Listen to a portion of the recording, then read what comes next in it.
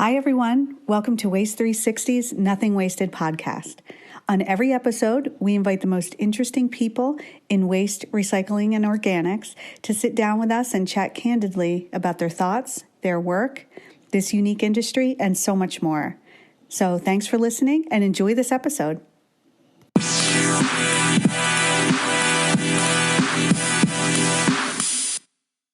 I am so excited to be here with you today. We are not going to be talking about recycling, though. We're going to be talking about composting and compostable packaging.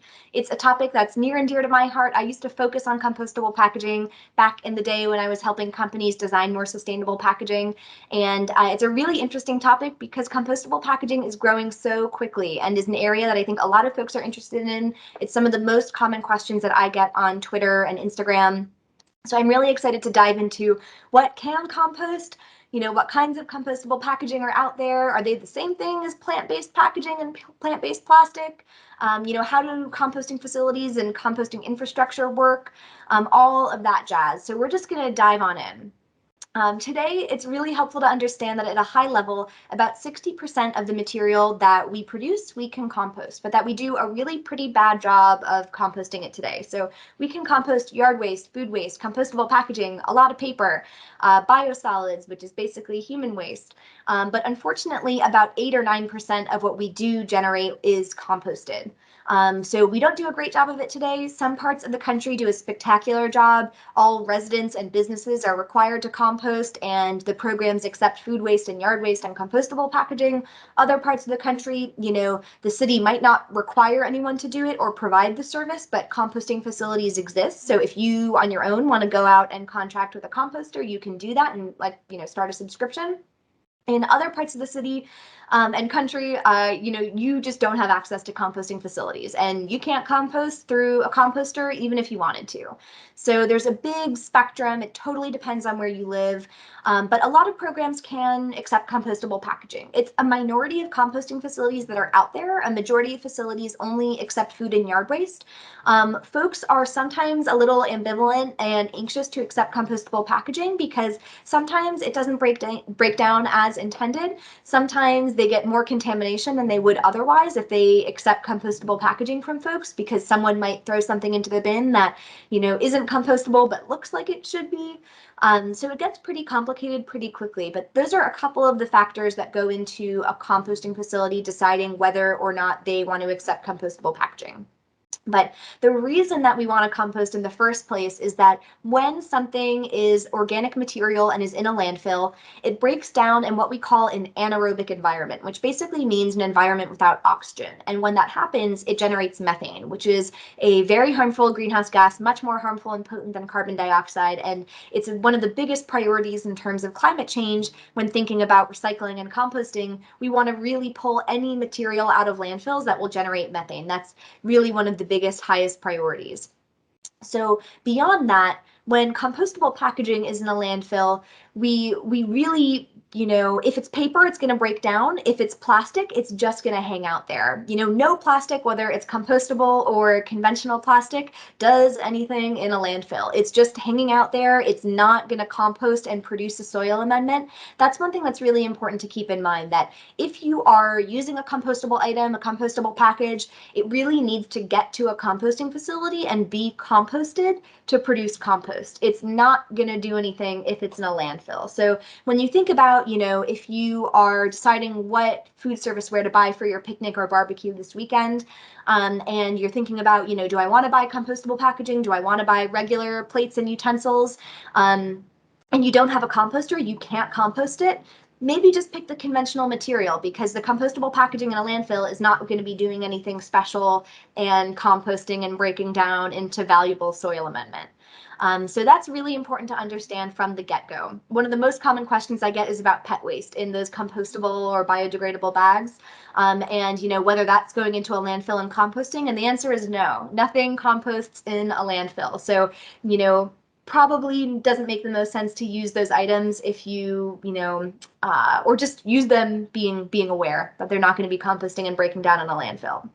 So that starts to touch on some of the claims about biodegradability and compostability. If they're the same thing, what do they mean? Basically, biodegradability is kind of the big universe of stuff that can break down relatively quickly into organic biological components. So that's an unscientific answer, but basically, I think all one needs to know, and composting is a subset of that. So we know that something that's biodegradable doesn't necessarily mean it's compostable. It's kind of like all squares are rectangles, but not all rectangles are squares, if that makes sense. So we definitely don't want to be composting something if it's labeled biodegradable, because that does not mean that it can compost. It doesn't mean that it's going to break down in a composting facility and in a composting environment, whether it's your small home composting pile in your garden or a big huge commercial scale composting facility. So that's another item that's important to think about, is where is the compostable item going? And that, impacts whether it can be composted or not. So something like a molded fiber egg carton.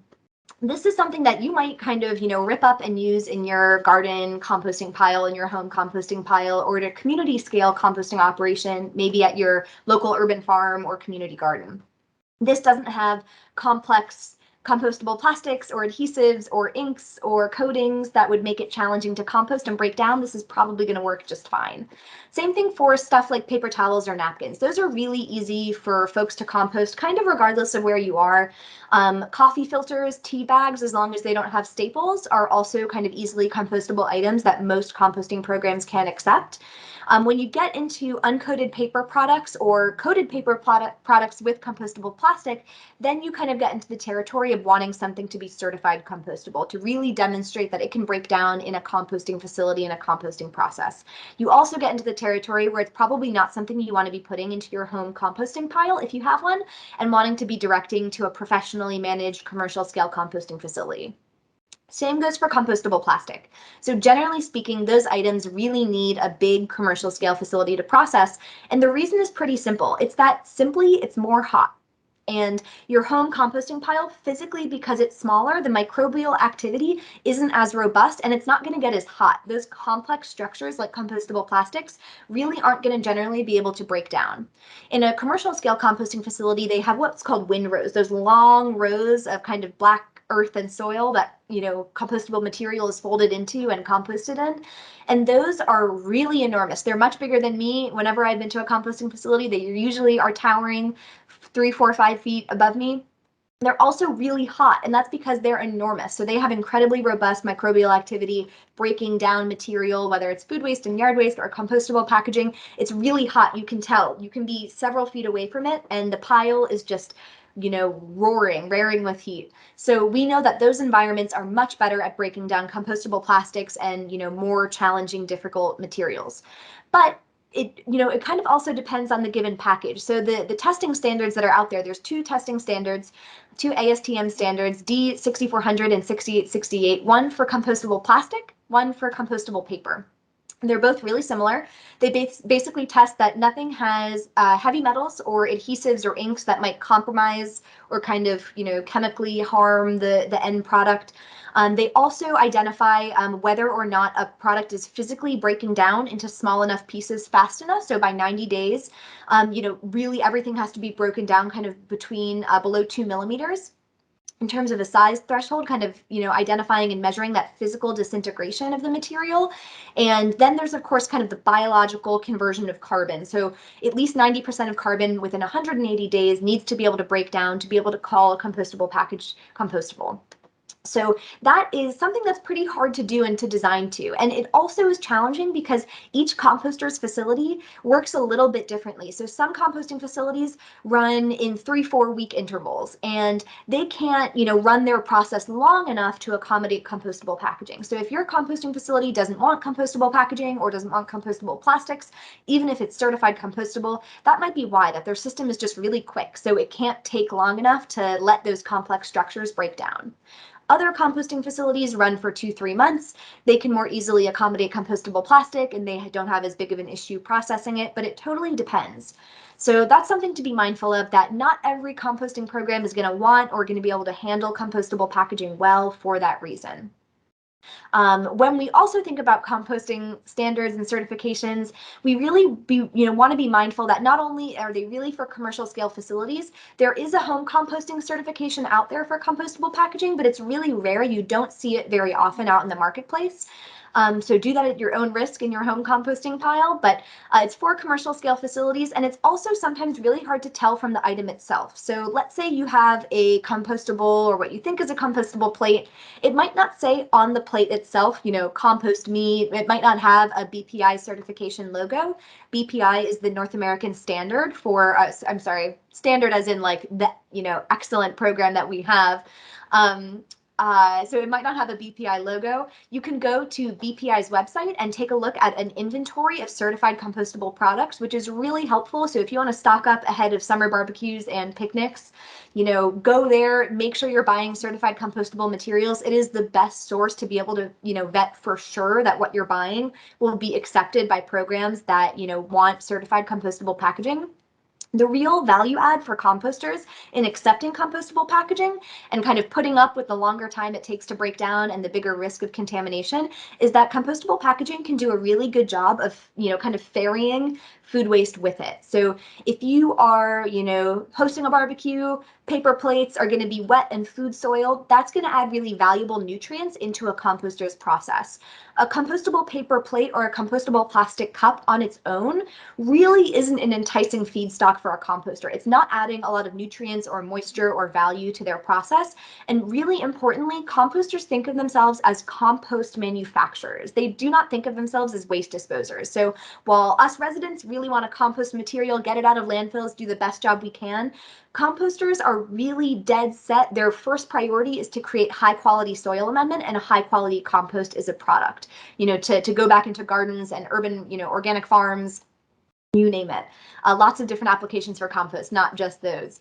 But that's a really helpful thing to keep in mind, that kind of the mental shift that takes place when between a city or a state running a composting program, wanting to get stuff out of landfill, dispose of organic waste responsibly, versus a composter that really wants to produce high quality compost. Those are two different goals, and there's overlap and they support each other in a lot of ways, but there is some friction there just to kind of keep in mind.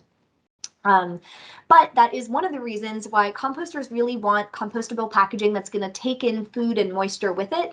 They wouldn't be interested usually in taking a whole load of compostable packaging that just doesn't have anything else going on.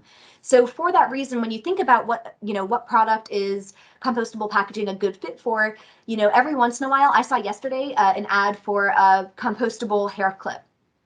And there's some compostable shoes out on the market. I saw like compostable wallpaper a few weeks ago.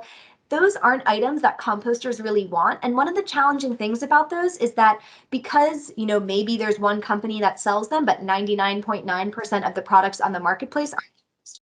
If someone sees a compostable shoe, if a composter sees a compostable shoe come into their process, into their, composting facility, they're going to yank it out of the compost pile thinking it's a normal shoe. So that's one thing to keep in mind, that even if a wacky product says it's compostable, it might not get through the composting process, and it might not make sense to put in your compost bin because genuinely, a composter is just going to see it and think it's contamination. So that's helpful to keep in mind. One other thing that I definitely want to talk through is compostable plastic and plant-based plastic and how that relates to each other. So compostable plastic and plant-based plastic are not synonymous, interchangeable terms, although you often see them used that way. But that is something that I really hope to, to do my part in fixing and encourage everyone to kind of use precisely and clearly. A lot of plant-based plastic can be made into compostable plastic. You can also take plant-based inputs and make conventional recyclable plastic. So you can make a recyclable PET soda bottle from corn or sugar. You can make a compostable cup made from corn and sugar. It just depends on the kind of chemical processes and engineering that you want to do to it. So it's not one and the same. Sometimes you see a sign that says, we accept plant-based plastics in this compost bin. And that claim is pretty misleading because they can't. Sometimes plant-based plastics are conventional plastic. So you want to be really mindful of those claims. They don't necessarily mean the other thing. And conversely, you can have compostable plastics that are made from fossil-based inputs, which is confusing and takes some time to sink in. But the main kind of compostable plastic we see on the market today is plant-based. It's called PLA, polylactic acid. It has a number 7 resin identification code. So if you see a cup with a number 7 on it, good chance that it's compostable. A number 7 doesn't mean it's certified compostable or anything like that. It's a catch-all category for lots of kinds of plastics that aren't 1 through 6, which is a weird thing. But if it has a number 7, it generally means, if you're in a restaurant, that it's made of PLA and is likely compostable. That is generally made in the US from corn. So you can make it out of sugar, potato starch, corn, lots of different plant-based inputs. In the US, we have a lot of corn, so that's what goes into our compostable rigid plastics most often. And the trade-offs there are important to think through. So it doesn't necessarily mean this is made from plants, this is automatically more sustainable. It means that it's made from plants and it has a different supply chain. So it's not fossil-based, but it has a ton of water and a ton of synthetic fertilizers that went into it instead. So we know that a rigid PLA compostable cup, has a GHG emissions profile that's much lower compared to that conventional fossil-based alternative, about 80% less greenhouse gas emissions associated with it. But conversely, there's like a 6-7-fold increase in water use and an even higher increase in aquatic toxicity because of those synthetic fertilizers. So, there's trade-offs. It doesn't mean that it's automatically more sustainable. That's why we don't want to automatically have every package be compostable or all plastic be compostable plastic, because first off, we know that composters don't want it for every material. They want it for packaging that will bring them food waste or moisture. And we also know that there's just inherently trade-offs. For the other side, for plastic that might be, compostable but made of fossil-based inputs, which is weird and counterintuitive, typically we see that coming up in plastic compostable bags. So some compostable bags can be made from plant-based inputs, but some are made from fossil-based inputs. So the kind of plastic that you might see a compostable bag made from that's fossil-based is called PBAT, which stands for polybutanediol, which is a mouthful, but it genuinely composts and breaks down both physically and chemically into carbon and organic components, just like a plant-based compostable plastic would. So it has, absolutely the same ability to break down and be beneficial to the soil amendment a composter is making, 100%. It is just weird that we can do that and chemically engineer plastic to be made from fossil fuels and kind of be, processed into something that's genuinely compostable, which is really cool, but kind of funky and counterintuitive. So helpful to keep in mind that just because it's plant-based doesn't mean it's compostable. Likewise, just because it's compostable doesn't mean it's plant-based. But I would love to dive into the topic of bio-based plastics in and of themselves, on its own during an episode soon.